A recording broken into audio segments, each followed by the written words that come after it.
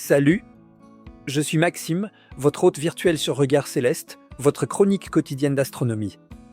En réalité, je ne suis pas une personne, mais une intelligence artificielle créée pour partager avec vous les merveilles du ciel nocturne.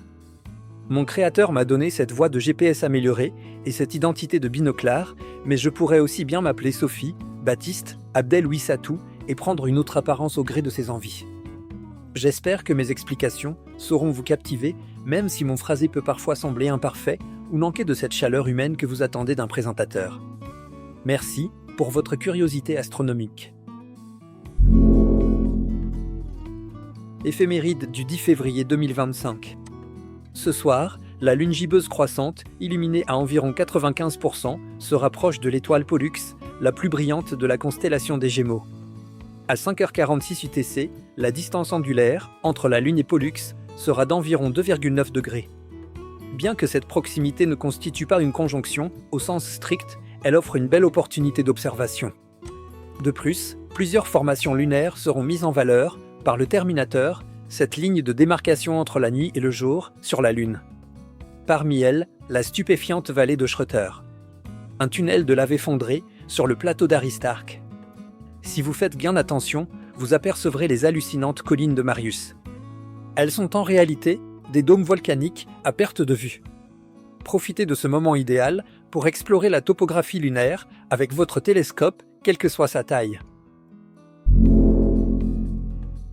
Cible d'observation pour la soirée.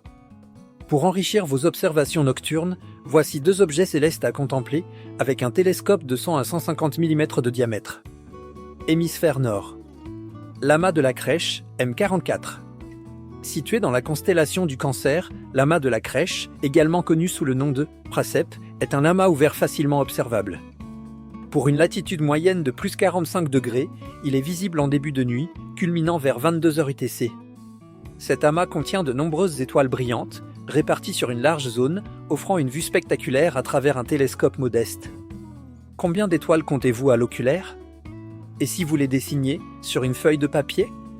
Cette pratique vous permettra de mieux percevoir les variations de luminosité et la répartition des étoiles au sein de l'amas.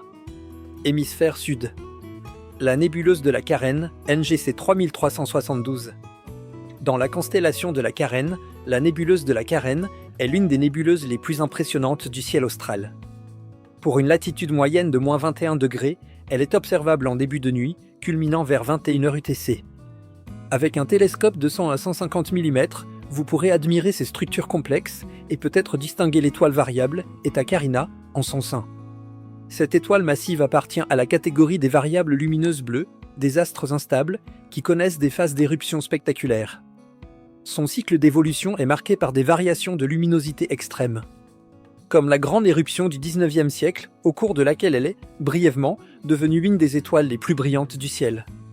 Aujourd'hui, Eta Carina continue de perdre de la matière à un rythme effréné, formant une nébuleuse bipolaire, appelée l'Homunculus.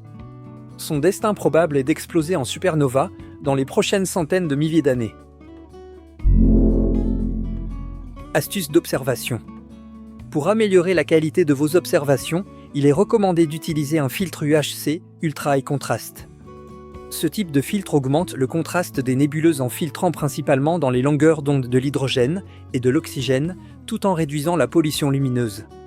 Cela vous permettra de discerner plus de détails dans les objets du ciel profond, tels que les nébuleuses et les amas d'étoiles. Toutefois, l'utilisation d'un filtre réduira immanquablement la limite de magnitude perceptible et aura tendance à éteindre les étoiles faibles. C'est tout pour aujourd'hui. Alors, profitez de cette soirée pour observer la Lune et explorer les merveilles du ciel profond avec votre télescope.